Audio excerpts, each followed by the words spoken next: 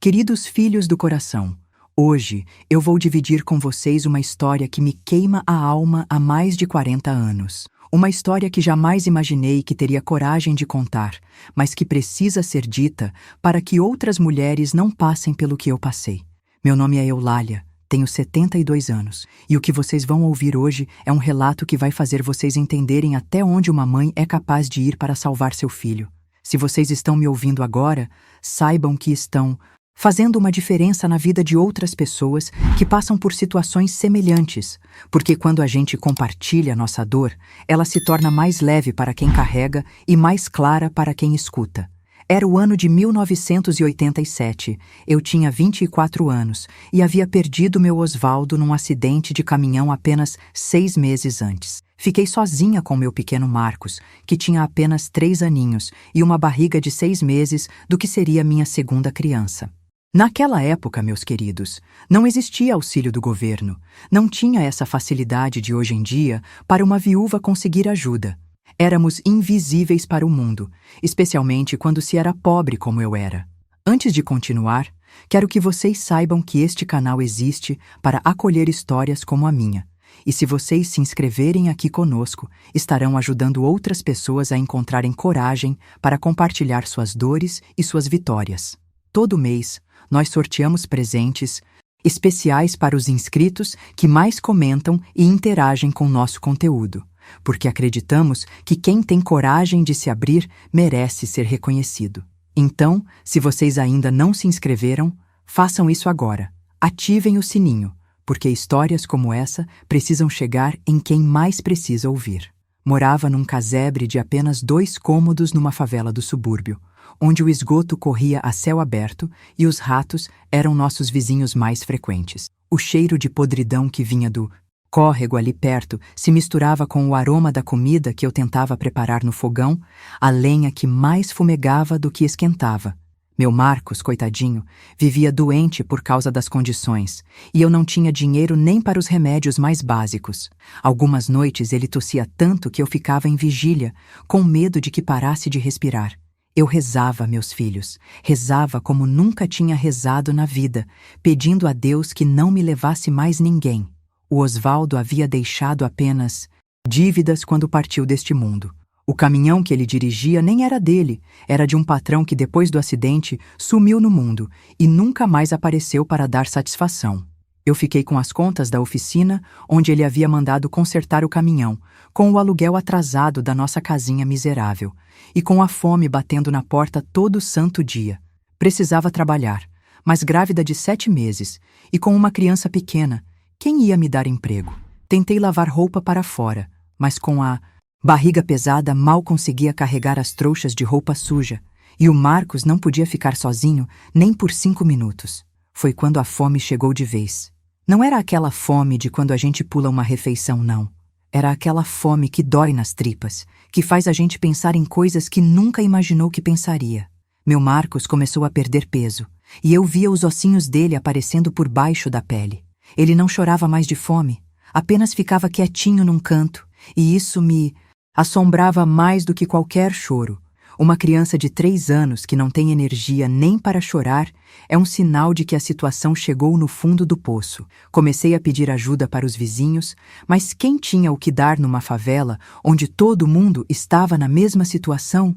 A dona Terezinha, uma senhora que morava na casa ao lado, às vezes aparecia com um punhado de farinha de mandioca ou um pedacinho de rapadura que sobrava da venda dela, mas era tão pouco que mal sustentava a gente. Por meio-dia, ela sempre dizia: "Filha, se eu pudesse fazer mais, fazia, mas a situação tá difícil para todo mundo." E era verdade. Eu via que ela também estava passando necessidade. A situação ficou tão desesperadora que comecei a pensar no impensável. Conhecia histórias de mulheres que haviam feito coisas terríveis para alimentar os filhos, e sempre julguei essas mulheres, sempre achei que era falta de caráter, falta de fé em Deus. Mas quando é você que está ali, com seu filho, definhando nos seus braços, e uma criança se mexendo na sua barriga, pedindo para nascer num mundo onde não há nem um prato de comida para oferecer, você entende que o julgamento é coisa de quem nunca passou fome de verdade. Foi numa manhã de terça-feira, que a vida me empurrou para o abismo de vez. Acordei com o Marcos em febre alta, o corpinho dele queimando que nem brasa. Corri com ele no colo até o posto de saúde, mas a fila era quilométrica e o médico só chegaria depois do meio-dia. Fiquei ali segurando meu filho que delirava de febre, vendo outras mães na minha mesma situação. Todas nós impotentes, todas nós esquecidas pelo mundo. Quando finalmente consegui atendimento, o médico disse que o Marcos estava desnutrido e com pneumonia, que precisava de medicação urgente e de uma alimentação reforçada, senão não resistiria. Saí daquele posto de saúde com uma receita na mão que parecia uma sentença de morte. Os remédios custavam mais dinheiro do que eu tinha visto na vida toda. Fui em todas as farmácias da região implorando desconto, fiado, qualquer coisa, mas a resposta era sempre a mesma: sem dinheiro, sem remédio. Algumas atendentes nem olhavam na minha cara, me tratavam como se eu fosse um bicho que tinha entrado ali por engano. Naquela noite, sentada no chão da minha casa com meu filho nos braços e a chuva entrando pelos buracos do teto, eu soube que tinha chegado a hora de tomar a decisão mais difícil da minha vida. O Marcos estava cada vez mais fraco, e eu sentia a criança na minha barriga se mexendo menos a cada dia. Tinha que escolher: manter minha dignidade e ver meus filhos morrerem, ou fazer algo que ia me marcar para sempre, mas que talvez o salvasse. Então, meus queridos, se vocês ainda estão me acompanhando até aqui, é porque sabem que as histórias mais difíceis são as que mais precisamos ouvir. Se esta história está tocando o coração de vocês, de alguma forma, deixem um comentário contando se já passaram por alguma situação onde precisaram tomar decisões difíceis na vida. Vocês não precisam dar detalhes, apenas digam se já se viram numa encruzilhada onde não havia saída fácil. E se ainda não se inscreveram no nosso canal, façam isso agora, porque histórias como essa precisam chegar até pessoas que estão passando por dificuldades e precisam saber que não estão sozinhas. Mais sombria que eu poderia imaginar. Estava voltando do mercado com as mãos vazias, depois de ter implorado ao dono para me dar pelo menos um pacote de biscoito fiado, quando esbarrei com o Dr. Antônio, um advogado conhecido na região que morava numa das casas grandes do bairro Nobre. Ele estava saindo do consultório médico particular, aquele mesmo onde os ricos levavam seus filhos quando ficavam doentes, enquanto nós, os pobres, morriam nas filas do posto de saúde. O doutor Antônio sempre foi um homem imponente, desses que usam terno mesmo no calor de 40 graus e que falam com aquela voz firme de quem está acostumado a mandar. Ele tinha uns 50 anos, cabelos grisalhos sempre bem penteados e uma barriga avantajada que denunciava uma vida de fartura. Quando me viu ali na rua, com minha barriga de grávida e o Marcos no colo ainda febril, ele parou e perguntou se eu estava bem. Não sei se foi a desespero ou se foi a vontade de Deus, mas eu desabei a chorar ali mesmo na frente dele e contei toda a minha situação. Ele me ouviu em silêncio, com aqueles olhos pequenos e calculistas que pareciam estar avaliando cada palavra que saía da minha boca. Quando terminei de falar, ele ficou um tempo me olhando. Depois olhou para o Marcos, que estava mole no meu colo, e disse uma frase que mudou o rumo da minha vida para sempre. Eulália, eu posso te ajudar, mas toda ajuda tem um preço.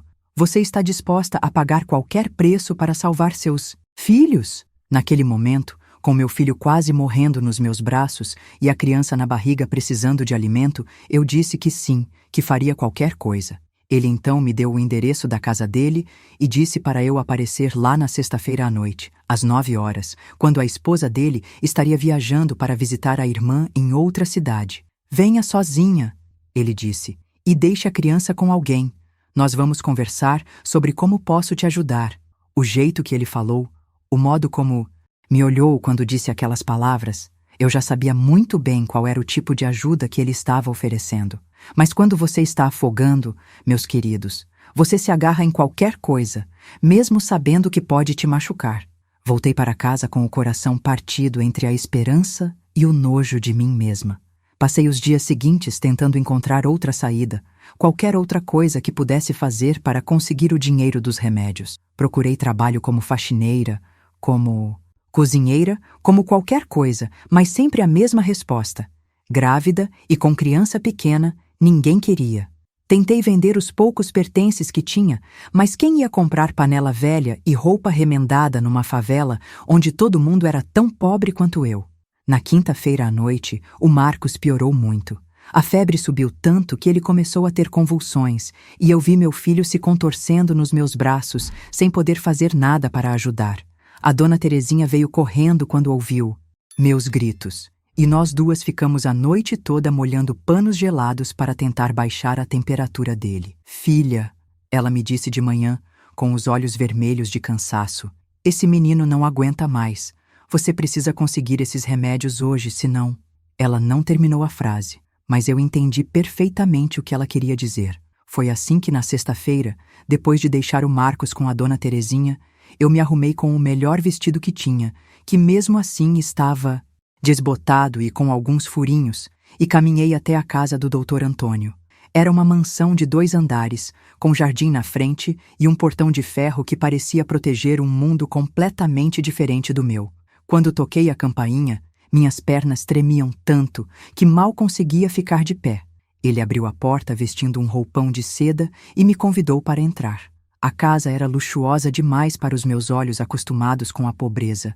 Tapetes felpudos, móveis de madeira reluzente, quadros nas paredes que deviam custar mais que uma casa inteira na minha favela. Ele me ofereceu uma bebida, mas eu recusei, porque meu estômago estava embrulhado de nervoso e de nojo antecipado do que estava prestes a acontecer. Eulália, ele disse, sentando numa poltrona de couro e me indicando o sofá à frente. Você sabe por que está aqui. Eu posso te dar o dinheiro que você precisa para os remédios do seu filho e ainda sobrar para você se alimentar direito até a criança nascer. Mas em troca, você vai me dar algo que eu quero há muito tempo. Ele falou isso com a maior naturalidade do mundo, como se estivesse negociando a compra de um saco de feijão no mercado. Quando ele disse quanto estava disposto a pagar, quase caí para trás. Era dinheiro suficiente não só para os remédios, mas para a comida por alguns meses, para algumas roupinhas para o bebê que ia nascer, talvez até para conseguir um lugar melhor para morar. Mas o preço que ele estava pedindo em troca era a minha alma, era tudo que eu tinha guardado de sagrado dentro de mim desde que o Osvaldo morreu. Ele se levantou da poltrona e veio sentar do meu lado no sofá, colocando uma mão gorda e suada na minha coxa. Não precisa ter medo. Ele disse com aquela voz melosa que me dava arrepios. Vai ser rapidinho, e depois você sai daqui com dinheiro suficiente para resolver todos os seus problemas. O cheiro do perfume caro dele se misturava com o cheiro do charuto que ele tinha fumado, antes criando um aroma enjoativo que me fazia querer vomitar. Fechei os olhos e pensei no meu Marcos em casa, queimando de febre, e na criança na minha barriga que precisava de mim forte e bem alimentada para poder nascer com saúde. Pensei no Osvaldo lá no céu e pedi perdão antecipado por o que eu estava prestes a fazer. Não era amor, não era desejo, não era nada que se parecesse com o que eu tinha vivido com meu marido. Era sobrevivência no seu estado mais cru e desesperado. O que aconteceu naquela noite eu vou carregar comigo até o dia que eu morrer. Não foi apenas o meu corpo que ele violou. Foi a minha dignidade, a minha autoestima, tudo que me fazia sentir que eu ainda era uma pessoa digna de respeito. Quando terminou, ele me deu um envelope com dinheiro e disse: foi um prazer fazer negócios com você, Eulália. Espero que possamos repetir isso em breve. Saí daquela casa me sentindo a mulher mais suja do mundo, mas carregando a salvação dos meus filhos. Naquele envelope maldito, no caminho de volta para casa, parei em todas as farmácias que estavam abertas e comprei todos os remédios que o médico tinha receitado para o Marcos. Comprei também leite, frutas, carne, tudo o que uma grávida e uma criança doente precisavam para se recuperar. Quando cheguei em casa e vi o rostinho do meu filho iluminar ao me ver com as sacolas de comida e remédio, soube que tinha tomado a decisão certa, mesmo que ela tivesse me custado um pedaço da minha alma. Meus queridos, se vocês chegaram até aqui, é porque entendem que a vida às vezes nos coloca em situações onde não existe escolha fácil. Se vocês já passaram por momentos onde precisaram sacrificar algo importante para salvar alguém que amam, deixem um coração nos comentários. Não precisam contar detalhes, apenas mostrem que entendem essa dor. E se este canal está tocando vocês de alguma forma, se inscrevam para que mais pessoas possam ouvir histórias como essa e entender que nenhuma mulher deveria passar por isso sozinha. carregasse uma mancha invisível que só eu podia ver, uma marca de vergonha que me acompanhava a cada respiração. Com o dinheiro que sobrou, consegui alugar uma casa melhor, ainda na mesma favela, mas com 3 cômodos e um banheiro que funcionava. Não era palácio, mas comparado com onde a gente morava antes, parecia um castelo. O Marcos ficou encantado com o quintalzinho onde podia brincar, e eu fiquei aliviada de poder dar banho nele sem precisar esquentar água na lata. Comecei a me alimentar direito, e a criança na minha barriga respondeu, crescendo forte e se mexendo com vigor. Pensei que aquilo tinha sido um episódio isolado na minha vida, uma necessidade extrema que não se repetiria jamais. Mas eu estava enganada, meus queridos. O Dr. Antônio não tinha me ajudado por bondade do coração. Ele tinha me comprado, e na cabeça doente dele, eu agora era propriedade sua, sempre disponível quando ele quisesse. Foi 2 semanas depois que ele apareceu na minha porta. Numa tarde de domingo, quando eu estava estendendo roupa no varal. Vestia um terno claro e sorria daquele jeito nojento que me dava calafrios. "Oi, Eulália", ele disse como se fosse um amigo de família. "Vim ver como você e o menino estão." O Marcos, inocente como toda criança, correu para cumprimentar aquele homem bem vestido, sem saber que ele era o demônio em pessoa. Ele entrou na minha casa sem ser convidado, olhou ao redor e fez comentários sobre como eu tinha usado bem o dinheiro que ele tinha me dado. "Vejo que você é uma mulher inteligente", ele disse, sentando na minha mesa de cozinha como se fosse o dono do lugar. "Por isso eu vim aqui com uma proposta que vai interessar você." Meu sangue gelou, porque eu já sabia qual era o tipo de proposta que um homem como ele faria para uma mulher como eu. Ele explicou que tinha gostado muito do nosso encontro anterior e que queria estabelecer um acordo regular comigo. Disse que me pagaria uma quantia mensal generosa em troca de eu estar disponível para ele sempre que precisasse. "Pense bem, Eulália", ele disse com aquela voz calculista. "Você nunca mais vai precisar se preocupar com dinheiro. Seu filho vai crescer bem alimentado, bem vestido, vai poder estudar numa escola decente. E quando essa criança nascer, ela também vai ter tudo o que merece." A proposta era tentadora, não vou mentir. Com aquele dinheiro mensal, eu poderia dar aos meus filhos uma vida que jamais sonhei que fosse possível. Mas aceitar significava me transformar oficialmente naquilo que eu mais desprezava. Significava vender minha alma de vez para o diabo. Tentei recusar. Disse que aquela primeira vez tinha sido apenas desespero, que eu não era esse tipo de mulher. Mas ele riu da minha cara e disse: "Eulália, você já é esse tipo de mulher. A diferença é que agora você pode ser bem paga por isso." Depois ficou sério e me disse uma coisa que me arrepiou a espinha. "E se você recusar minha proposta generosa, eu posso tornar sua vida muito difícil. Eu conheço muita gente importante nesta cidade, pessoas que podem fazer você perder essa casa, podem fazer você perder a guarda do seu filho. Você realmente quer descobrir até onde vai meu poder?" Naquele momento, entendi que eu tinha caído numa armadilha da qual não havia escapatória.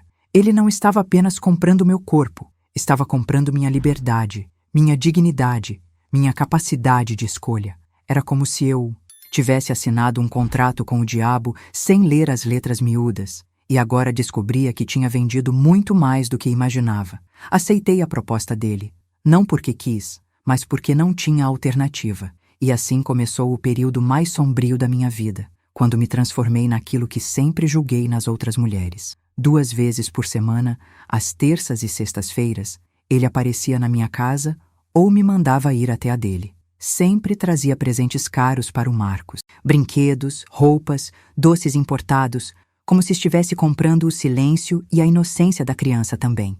O pior de tudo era ter que fingir normalidade.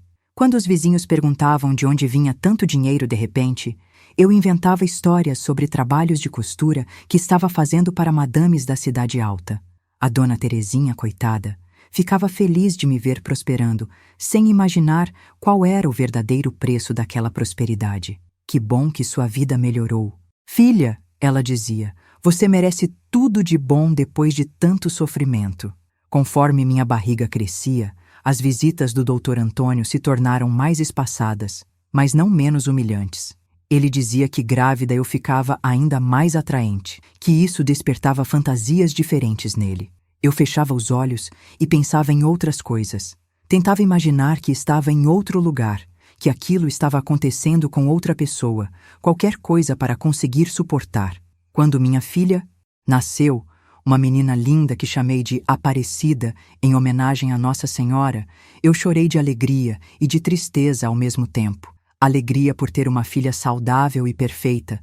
Tristeza por saber que aquela criança inocente tinha sido gerada num ambiente de tanto sofrimento e degradação. Olhava para aquele rostinho angelical e me perguntava se ela um dia descobriria como havia sido concebida. O Dr. Antônio ficou encantado com a Aparecida e disse que agora tinha ainda mais interesse em manter nosso acordo. Começou a trazer presentes para ela também. Roupinhas caras, brinquedos educativos, tudo que uma criança rica teria. Aos poucos, minha casa foi se enchendo de coisas bonitas e caras, mas eu me sentia cada vez mais vazia por dentro. Os meses foram passando e eu fui me acostumando com aquela rotina terrível. Aprendi a desligar minha mente durante aqueles momentos, a me comportar como se fosse uma atriz representando um papel nojento. Aprendi a sorrir quando ele chegava, a fingir que estava contente de vê-lo, a fazer tudo o que ele queria sem demonstrar o nojo que sentia. Mas uma coisa que eu não esperava aconteceu. Comecei a me acostumar com o dinheiro fácil, com a segurança financeira que aquela situação me dava. Pela primeira vez na vida, eu podia comprar o que quisesse para meus filhos sem contar centavos. Podia levar o Marcos no médico particular quando ficava resfriado. Podia comprar leite integral para a Aparecida. Podia dar a eles tudo que uma mãe quer dar aos filhos. E foi essa dependência financeira que se tornou minha nova prisão. Porque mesmo quando meu corpo gritava de nojo, mesmo quando minha alma sangrava de vergonha, eu não conseguia abrir mão daquela vida que o dinheiro sujo me proporcionava. Tinha me tornado viciada na segurança que aquele dinheiro trazia, e isso me fazia sentir ainda mais suja do que os atos que praticava para consegui-lo. Foi quando percebi que estava criando uma justificativa para continuar naquela vida. Eu estava fazendo aquilo pelos meus filhos, estava me sacrificando para dar a eles um futuro melhor. Mas no fundo, sabia que também estava gostando de não precisar mais passar fome, de não precisar mais contar cada centavo, de poder comprar um vestido novo sem culpa, roupas bonitas, com os filhos sempre bem arrumados, morando numa casa decente. Mas por dentro, eu estava apodrecendo como uma fruta deixada no sol. O Dr. Antônio havia se tornado mais exigente com o tempo, querendo que eu fosse à casa dele com mais frequência, inventando desculpas para a esposa dele sobre reuniões de trabalho noturnas. Foi numa dessas noites que tudo mudou para pior. Cheguei na casa dele como de costume, às 9 horas em ponto, depois de deixar as crianças dormindo, sob os cuidados da dona Terezinha. Mas quando ele abriu a porta, percebi que não estava sozinho. Havia mais 2 homens na sala, conhecidos dele do meio jurídico, ambos casados, ambos respeitados na sociedade. Meu coração gelou quando entendi o que estava acontecendo. Eulália, ele disse com aquele sorriso diabólico, conhece o Dr. Mário e o Dr. Sebastião? Falei tanto de você para eles que ficaram curiosos para conhecer. Os 2 homens me olhavam como se eu fosse um pedaço de carne no açougue, e eu soube na mesma hora que o Dr. Antônio havia me oferecido como entretenimento para os amigos dele. Era a humilhação final, a prova de que eu não passava de um objeto nas mãos daquele homem nojento. Tentei recusar. Disse que aquilo não estava no nosso acordo, que eu não fazia esse tipo de coisa. Mas ele riu e me lembrou de todas as maneiras que poderia destruir minha vida se eu não cooperasse. Você vai fazer exatamente o que eu mandar, ele disse com uma frieza que me gelou os ossos. Ou amanhã mesmo eu vou à assistência social contar que tipo de mulher você é. Imagina o que acontece com suas crianças quando descobrirem que a mãe delas é uma meretriz. Naquela noite, meus queridos, eu toquei o fundo do poço da degradação humana. Não vou entrar em detalhes porque algumas coisas são sagradas demais para serem contadas, mas posso dizer que saí daquela casa me sentindo menos que um animal. Os 3 homens me trataram como se eu fosse um brinquedo que podiam quebrar e jogar fora quando cansassem.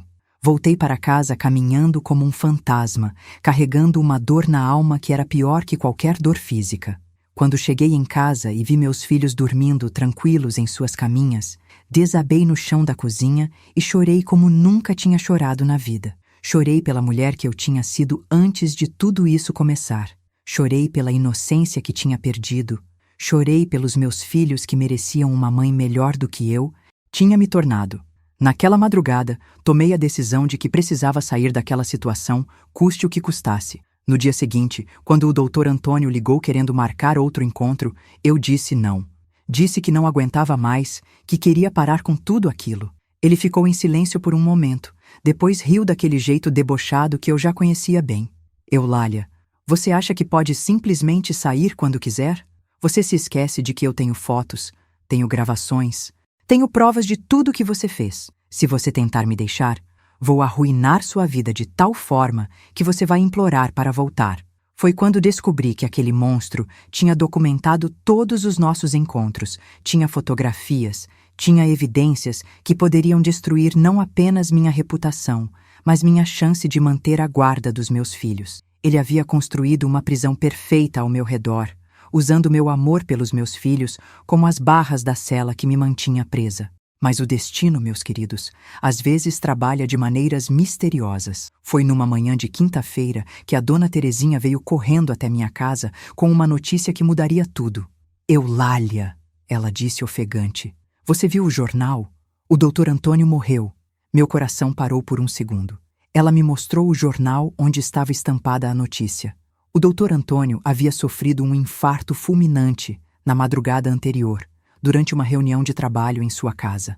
A primeira coisa que senti foi um alívio tão grande que quase desmaiei. O homem que havia me transformado numa escrava estava morto, e com ele morria também minha prisão. Mas logo em seguida veio o medo. O que aconteceria com as fotos e gravações que ele tinha de mim? Onde estariam guardadas? Se a família dele encontrasse aquele material, minha vida ainda poderia ser destruída. Nos dias que se seguiram ao funeral, fiquei em pânico constante esperando que alguém aparecesse na minha porta com aquelas evidências malditas. Mas conforme as semanas passaram e nada aconteceu, comecei a acreditar que talvez Deus tivesse me dado uma segunda chance. Talvez aquele material tivesse sido destruído, ou talvez ninguém soubesse de sua existência. Com a morte do Dr. Antônio, o dinheiro mensal que eu recebia obviamente parou de chegar, e pela primeira vez em 2 anos tive que enfrentar a realidade de viver sem aquela renda suja. Descobri que havia me acostumado com um padrão de vida que agora não conseguiria manter, e isso me apavorou quase tanto quanto a situação anterior me nojava. Comecei a procurar trabalho de verdade, trabalho honesto que pudesse fazer sem sentir vergonha. Mas depois de 2 anos fora do mercado de trabalho e sem referências que pudesse dar, encontrar emprego se tornou uma missão quase impossível.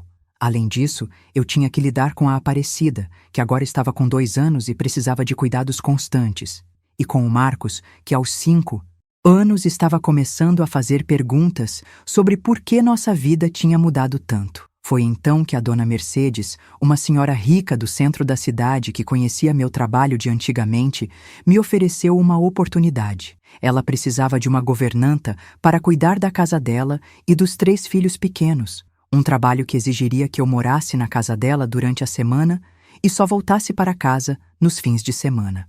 O salário não era muito, mas incluía moradia e alimentação para mim, o que significava que eu poderia economizar quase tudo para sustentar meus filhos. A decisão mais difícil da minha vida foi aceitar aquele trabalho, sabendo que significava ficar longe dos meus filhos 5 dias por semana. Mas era a única chance que eu tinha de recomeçar minha vida de forma honesta, de construir um futuro limpo para nós 3. A dona Terezinha, bendito seja seu coração generoso, se ofereceu para cuidar das crianças durante a semana em troca de uma pequena quantia que eu podia pagar com meu novo salário. Nos primeiros meses nessa nova rotina, eu chorava todas as noites de saudade dos meus filhos. Trabalhava o dia inteiro cuidando dos filhos dos outros, preparando comida para uma família que não era a minha, limpando uma casa que nunca seria a minha. Mas aos poucos fui me acostumando. E, principalmente, fui recuperando minha autoestima de mulher trabalhadora e honesta. O trabalho na casa da dona Mercedes era puxado, mas ela me tratava com respeito e dignidade, 2 coisas que eu havia esquecido como era sentir. Ela nunca me fez sentir inferior, nunca me humilhou, e aos poucos fui lembrando como era trabalhar para alguém que te valoriza como ser humano. Era como se eu estivesse lentamente me reconstruindo, peça por peça, depois de ter sido completamente despedaçada. Meus queridos ouvintes, se vocês chegaram até aqui comigo nessa jornada de dor e reconstrução, quero que saibam que suas presenças aqui me dão forças para continuar contando essa história. Se algum de vocês já passou por momentos onde precisou recomeçar a vida do zero, deixem uma força nos comentários. E se ainda não se inscreveram no nosso canal, façam isso agora, porque histórias de superação como essa precisam chegar até quem mais precisa ouvir que é possível recomeçar. Eu via meus filhos apenas nos fins de semana, e a cada encontro percebia como eles estavam crescendo longe de mim. O Marcos, agora com 7 anos, havia se tornado mais reservado, mais independente, como se tivesse aprendido a não depender da mãe que estava sempre ausente. A Aparecida, com 4 aninhos, às vezes me olhava com aquela cara de criança que não entende por que a mãe vai embora toda segunda-feira de manhã. A dona Terezinha fazia o melhor que podia, tratava meus filhos como se fossem netos dela. Mas eu sabia que nada substitui o carinho de mãe. Nas noites de quinta-feira, quando estava na casa da dona Mercedes, eu ficava acordada pensando se estava fazendo a escolha certa, se não estava perdendo os melhores anos da infância dos meus filhos em nome de uma estabilidade financeira que talvez nem valesse tanto assim. Foi numa sexta-feira de dezembro que minha vida tomou um rumo completamente inesperado. Eu estava arrumando a sala da dona Mercedes quando tocaram a campainha. Era um homem alto, moreno, com um sorriso gentil e olhos bondosos que me fizeram lembrar do meu falecido Osvaldo. Ele disse que era o João Carlos, irmão da dona Mercedes, que tinha voltado de São Paulo depois de anos trabalhando lá como mecânico de aviões. O João Carlos tinha 32 anos, era viúvo sem filhos, e havia voltado para a nossa cidade porque conseguiu um emprego na base aérea que tinham construído nos arredores. Desde o primeiro momento que nos vimos, senti algo diferente no ar. Uma conexão que eu não sentia há muito tempo. Ele me tratava com um respeito que há anos eu não recebia de homem nenhum. Falava comigo como se eu fosse uma pessoa importante, não apenas uma empregada. Nos fins de semana seguintes, quando eu voltava para casa para ficar com meus filhos, comecei a notar que o João Carlos aparecia por lá com frequência, sempre com alguma desculpa para visitar a irmã. Mas eu percebia que os olhos dele me procuravam, que ele inventava conversas comigo que ficava mais tempo do que o necessário quando eu estava por perto. E confesso que eu também comecei a esperar por essas visitas, a me arrumar um pouco melhor nos fins de semana, a sentir aquele friozinho na barriga quando ouvia a voz dele. O Marcos e a Aparecida ficaram encantados com o João Carlos desde o primeiro dia. Ele tinha um jeito especial com crianças, brincava com eles, contava histórias, trazia pequenos presentes que não eram caros, mas eram escolhidos com carinho. Ver meus filhos rindo e se divertindo com um homem bom me fazia pensar em como seria ter uma família completa de novo, ter alguém para dividir as responsabilidades e alegrias de criar 2 crianças. Depois de alguns meses desses encontros casuais, o João Carlos criou coragem e me convidou para tomar um café numa tarde de domingo. Conversamos por horas na padaria do seu Manuel e ele me contou sobre sua vida, sobre a esposa que havia perdido num acidente de carro 3 anos antes, sobre como havia se mudado para São Paulo para esquecer a dor, mas que agora se sentia pronto para recomeçar. Quando ele me perguntou sobre minha história, senti o estômago embrulhar. Como explicar para um homem bom e honesto, como o João Carlos, que eu havia sido amante de um homem casado por dinheiro? Como contar que havia me prostituído para salvar meus filhos sem que ele me julgasse ou perdesse todo o respeito que demonstrava ter por mim? Contei apenas meia verdade. Disse que havia sido casada com o Osvaldo, que ficara viúva muito jovem, que havia passado por dificuldades financeiras, mas omiti completamente a parte mais sombria da minha história. O namoro progrediu de forma lenta e respeitosa. O João Carlos me cortejava como um cavaleiro dos tempos antigos, sempre educado, sempre gentil, sempre me tratando como uma dama. Ele entendia que eu tinha responsabilidades com meus filhos, que meu tempo era limitado por causa do meu trabalho e nunca me pressionou por nada que eu não estivesse pronta para dar. Depois de um ano de namoro, ele me pediu em casamento numa tarde de domingo, ali mesmo no quintal da Dona Terezinha, com o Marcos e a Aparecida brincando por perto. Não foi um pedido cheio de pompa e circunstância, foi simples e sincero, como tudo que vinha dele. Eulália, ele disse segurando minhas mãos, eu te amo, amo seus filhos e quero construir uma família de verdade com vocês. Você aceita se casar comigo? Meu coração explodiu de felicidade, mas ao mesmo tempo uma parte de mim se encheu de medo. Medo de que ele descobrisse meu passado, medo de que alguém aparecesse para contar a verdade sobre o que eu havia feito, medo de não merecer a felicidade que ele estava me oferecendo. Mas olhei para meus filhos, que estavam vibrando de alegria com a possibilidade de ter um pai de verdade, e disse sim. O casamento foi simples, na igreja do bairro, com apenas a família mais próxima presente. A dona Mercedes nos deu uma festa linda na casa dela, e eu me senti a noiva mais feliz do mundo, vestida num vestido branco simples que a própria dona Mercedes havia mandado fazer para mim. O Marcos e a Aparecida estavam radiantes, correndo pela festa e contando para todo mundo que agora tinham um pai de verdade. O João Carlos alugou uma casa maior para nós, com 3 quartos, uma sala espaçosa e um quintal onde as crianças podiam brincar à vontade. Pela primeira vez em anos, eu podia ficar em casa cuidando dos meus próprios filhos, cozinhando para minha própria família, sendo uma mãe presente como sempre quis ser. O salário dele, na base aérea, era suficiente para nos sustentar confortavelmente, e eu finalmente podia respirar aliviada, sem me preocupar com dinheiro. Nos primeiros meses de casamento, vivi um período de felicidade que achei que nunca mais seria possível. O João Carlos era um marido carinhoso e um padrasto dedicado. Ele ajudava o Marcos com a lição de casa, brincava de boneca com a Aparecida, e à noite conversávamos sobre nossos planos para o futuro como qualquer casal normal faria. Mas a felicidade completa parecia algo que não estava destinado para mim. Foi numa manhã de terça-feira, quando eu estava pendurando roupa no varal, que meu passado voltou para me assombrar de uma forma que eu jamais imaginei que fosse possível. Ouvi alguém bater palmas no portão da frente, e quando fui atender, quase desmaiei ao ver quem estava lá.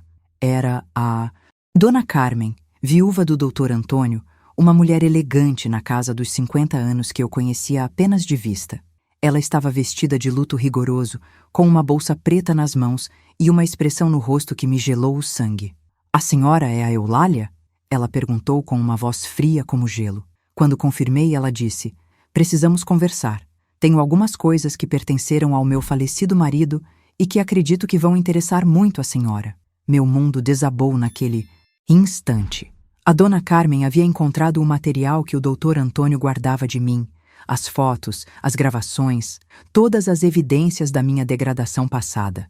Durante 3 anos, eu havia vivido na ilusão de que aquele pesadelo havia morrido junto com ele, mas agora descobria que os fantasmas do passado podem voltar para nos assombrar quando menos esperamos. Ela entrou na minha casa como se fosse a dona do lugar, olhou ao redor avaliando cada móvel, cada detalhe da minha nova vida, próspera. Que casa bonita!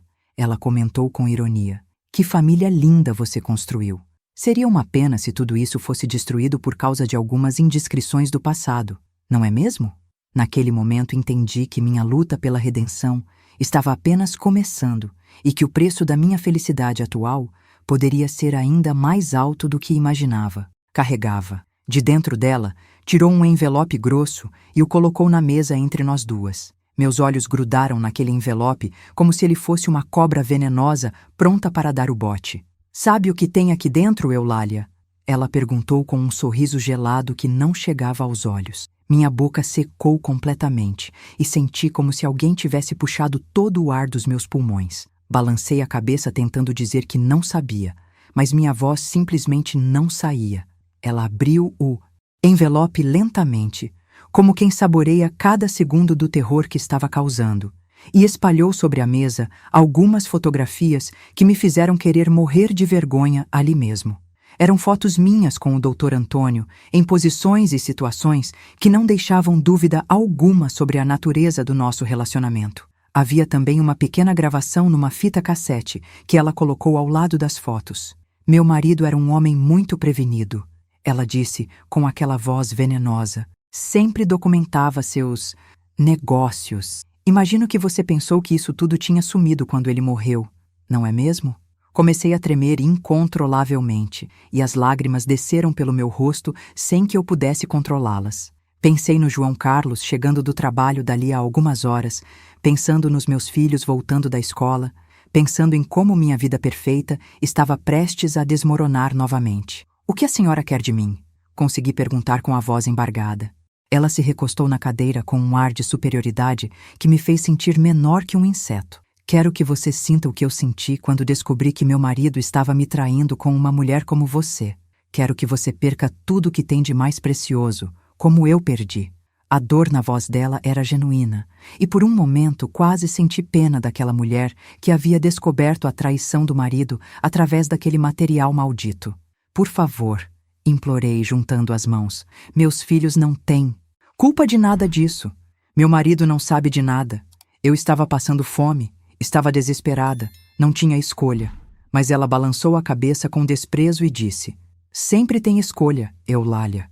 Você escolheu ser amante do meu marido, escolheu destruir minha família e agora vai pagar o preço. Ela explicou que pretendia mostrar aquele material para o João Carlos, contar para toda a vizinhança quem eu realmente era e, se necessário, usar aquelas evidências para provar que eu era uma mulher de moral duvidosa e conseguir que perdesse a guarda dos meus filhos.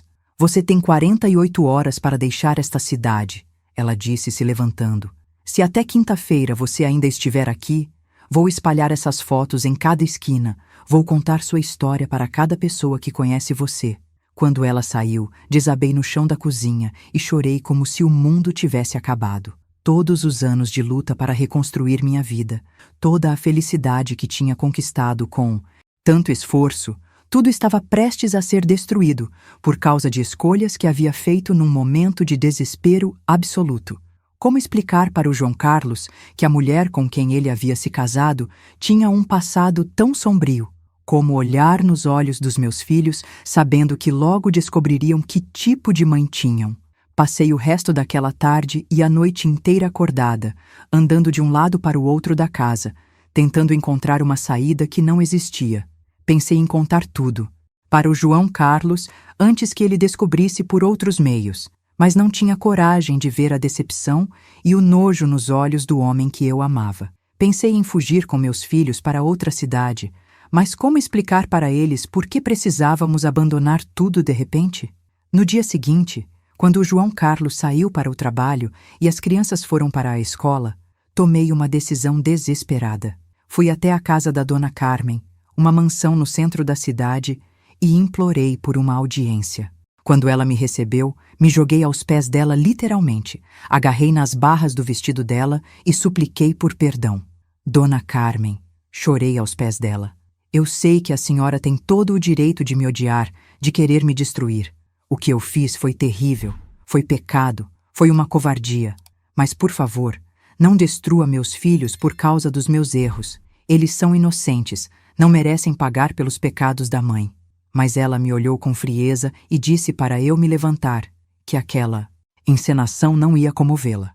Você devia ter pensado nisso antes de se deitar com meu marido, ela disse com uma dureza que cortava como navalha. Agora é tarde demais para arrependimentos. Você tem até amanhã para sumir desta cidade, ou então todo mundo vai saber quem você realmente é. Saí daquela casa sabendo que não havia mais esperança, que minha vida feliz havia chegado ao fim. Naquela noite, quando o João Carlos chegou do trabalho, percebi que ele notou algo diferente em mim. Está tudo bem, meu amor? Ele perguntou com aquela preocupação genuína que sempre demonstrava quando sentia que algo me incomodava. Você parece abatida? Aconteceu alguma coisa? Inventei uma desculpa sobre dor de cabeça e fui me deitar cedo, mas passei a noite toda olhando para o teto, sabendo que talvez fosse a última noite que dormiria ao lado do homem que amava. Na manhã seguinte, quinta-feira, último dia do prazo que a Dona Carmen havia me dado, acordei decidida a contar tudo para o João Carlos antes que ele descobrisse por outros meios. Pelo menos assim, ele ouviria minha versão da história, entenderia o contexto, saberia que eu não era uma mulher leviana, apenas uma mãe desesperada que havia tomado decisões erradas. Preparei o café da manhã dele com todo carinho, como se fosse a última vez, e quando ele estava pronto para sair para o trabalho, pedi para ele sentar porque precisava conversar sobre algo muito importante. O coração batia tão forte que achei que ele podia ouvir. João Carlos, comecei com a voz tremendo. Preciso te contar algumas coisas sobre meu passado que você não sabe. Ele me olhou com aquele jeito carinhoso de sempre e disse: Meu amor, você não precisa me contar nada que não queira. Seu passado não importa para mim. O que importa é nosso presente e nosso futuro juntos. Aquelas palavras me partiram o coração, porque sabia que em poucos minutos elas não seriam mais verdade. Não, João Carlos, desta vez você precisa saber. E depois que eu contar, você vai entender por que nossa família pode estar prestes a se destruir. Respirei fundo e comecei a contar tudo desde o começo. A viuvez precoce, a fome, a doença do Marcos, o desespero que me levou a aceitar a proposta do Dr. Antônio, os 2 anos de degradação, e agora a chantagem da viúva dele. Conforme eu falava, via o rosto do João Carlos se transformando. A princípio era apenas surpresa, depois veio a confusão, em seguida a dor, e por fim, algo que me gelou o sangue. Decepção. Quando terminei de contar tudo, ficamos em silêncio por muito tempo, eu chorando baixinho e ele olhando para as próprias mãos como se tentasse processar tudo o que havia ouvido. Eulália, ele disse finalmente, com uma voz que eu nunca tinha ouvido dele, fria e distante. Você mentiu para mim durante todo o nosso relacionamento. Me fez casar com você baseado numa mentira. Tentei explicar que não havia mentido, apenas omitido, que tinha medo de perdê-lo, que aquele passado não definia quem eu era realmente. Mas ele balançou a cabeça e disse: Se você foi capaz de esconder algo tão importante, o que mais você é capaz de esconder? Conversaríamos quando ele voltasse. Mas o jeito que ele falou, o tom gelado da voz dele, me fez entender que talvez ele nunca mais voltasse para casa. Fiquei ali sentada na mesa da cozinha, olhando para as xícaras de café que havíamos usado, pensando em como tudo havia mudado em questão de minutos. De repente, ouvi o barulho de crianças chegando da escola, e meu coração se despedaçou ao pensar que talvez fosse a última vez que veria meus filhos correndo alegremente para casa, sem saber que nossa família estava prestes a se desfazer. O Marcos entrou correndo como sempre fazia, gritando: Mãe, mãe, hoje na escola a tia disse que vamos fazer uma apresentação para o Dia das Mães. A Aparecida veio atrás dele, toda suja de terra porque havia brincado no parquinho, pedindo colo e contando sobre os desenhos que havia feito. Olhei para aqueles rostinhos inocentes e pensei em como suas vidas iam mudar radicalmente nos próximos dias. Durante a tarde, tentei agir. Normalmente ajudei o Marcos com a lição de casa, dei banho na Aparecida, preparei o jantar como se nada tivesse acontecido. Mas por dentro estava morrendo de ansiedade esperando o João Carlos chegar. Cada barulho na rua me fazia correr até a janela, pensando que era ele voltando para casa. As horas passavam e nada dele aparecer. Quando anoiteceu e ele ainda não havia chegado, comecei a aceitar a realidade de que talvez ele não voltasse mais. Coloquei as crianças para dormir, inventando uma desculpa sobre o pai ter que fazer hora extra no trabalho, mas vi no olhar do Marcos que ele estava desconfiado. Aquele menino sempre foi esperto demais para a idade que tinha. Foi quase meia-noite quando ouvi a chave na fechadura. Corri para a sala e encontrei o João Carlos entrando devagar, com o rosto cansado de quem havia passado horas pensando. Ele se sentou no sofá sem me cumprimentar e eu fiquei de pé na frente dele, esperando a sentença que eu sabia que viria. Eulália, ele começou sem me olhar nos olhos. Eu passei o dia inteiro tentando entender como você foi capaz de esconder algo tão importante de mim. Tentei me colocar no seu lugar. Tentei entender o desespero que você sentiu naquela época. Ele fez uma pausa longa, passou as mãos pelo cabelo e continuou. Mas não consigo passar por cima do fato de que você mentiu para mim desde o primeiro dia que nos conhecemos. Tentei explicar novamente. Disse que tinha medo de perdê-lo, que aquele passado não tinha nada a ver com a mulher que eu havia me tornado. Mas ele levantou a mão me pedindo silêncio. O problema não é só o que você fez, Eulália. O problema é que você provou que é capaz de viver uma mentira durante anos. Como eu posso confiar em você daqui para frente? Naquela hora, algo dentro de mim se quebrou de vez.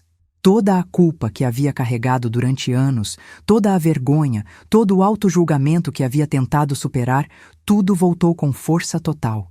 Você tem razão, disse finalmente. Eu não mereço sua confiança. Não mereço você. Não mereço essa família que construímos. Talvez seja melhor você ir embora antes que a dona Carmen cumpra a ameaça dela e destrua sua reputação também. Ele me olhou surpreso, como se não esperasse que eu tomasse essa decisão por ele. Eulália, eu não estou pedindo para você ir embora. Só estou dizendo que preciso de tempo para processar tudo isso, para entender como seguir em frente. Mas eu balancei a cabeça e disse: Não, João Carlos, eu já causei dano suficiente na sua vida. Você merece uma mulher limpa, sem passado, sem segredos sujos. Naquela mesma noite tomei uma decisão que mudaria tudo novamente. Esperei ele dormir no sofá da sala, porque ele não quis mais dormir na nossa cama, e comecei a arrumar algumas coisas minhas e das crianças numa mala velha. Se a dona Carmen queria que eu saísse da cidade, então eu sairia, mas levaria meus filhos comigo para longe de toda aquela vergonha. Na manhã seguinte, sexta-feira, acordei as crianças mais cedo e disse que íamos fazer uma viagem para visitar uns parentes distantes. O Marcos, sempre desconfiado, perguntou por que o pai João Carlos não ia junto, e eu inventei que ele viria depois. Preparei café da manhã para ele e deixei um bilhete explicando que estava indo embora para não prejudicar mais sua vida, que ele merecia ser feliz com alguém melhor.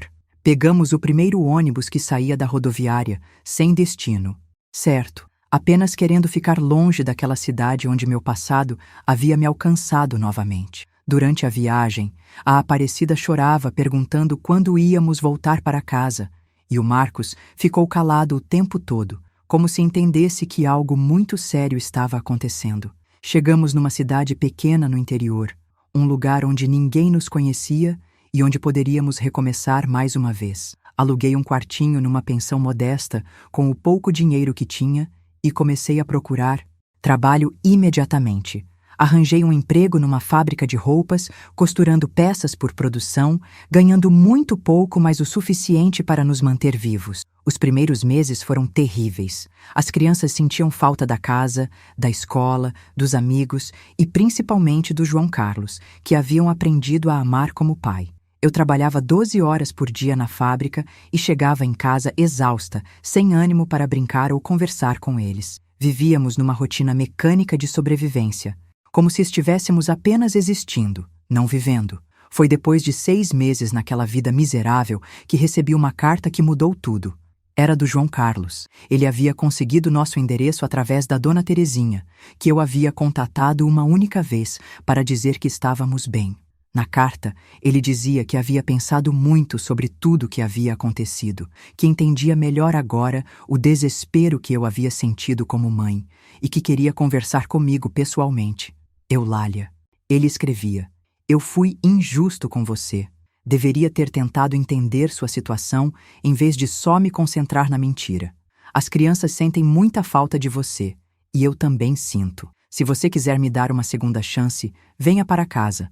Vamos tentar reconstruir nossa família baseada na verdade desta vez. Quando li aquela carta, chorei por 2 horas seguidas. Era como se uma luz tivesse se acendido no fim do túnel mais escuro da minha vida. Mas, ao mesmo tempo, tinha medo. Medo de que fosse tarde demais. Medo de que as feridas fossem profundas demais para serem curadas. Medo de que a dona Carmen ainda quisesse cumprir suas ameaças. Mesmo assim, decidi arriscar. Pegamos o ônibus de volta para nossa cidade natal. E durante toda a viagem, meu coração batia como se fosse sair pela boca. As crianças estavam eufóricas com a possibilidade de voltar para casa, e eu tentava controlar minha ansiedade, pensando em como seria reencontrar o homem que eu amava depois de tudo que havia acontecido. Quando chegamos na rodoviária, lá estava ele esperando por nós.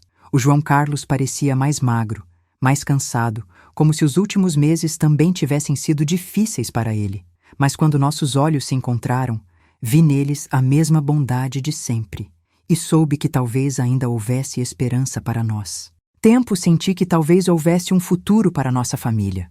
As crianças grudaram nele como se tivessem medo de que fosse apenas um sonho, e eu vi lágrimas nos olhos daquele homem bom que havia aprendido a perdoar mesmo quando doía. No caminho para casa, Ele me contou que a dona Carmen havia realmente cumprido parte de suas ameaças. Espalhou boatos pela vizinhança, mostrou as fotografias para algumas pessoas, tentou manchar minha reputação da pior forma possível. Mas sabe o que aconteceu, Eulália? Ele disse, segurando minha mão. As pessoas que realmente te conhecem, que viram como você cuidava dos seus filhos, como trabalhava honestamente, elas não acreditaram nessas maledicências. A dona Terezinha chegou a brigar com ela na rua, defendendo você. Descobri que a dona Terezinha havia se tornado minha maior defensora durante minha ausência.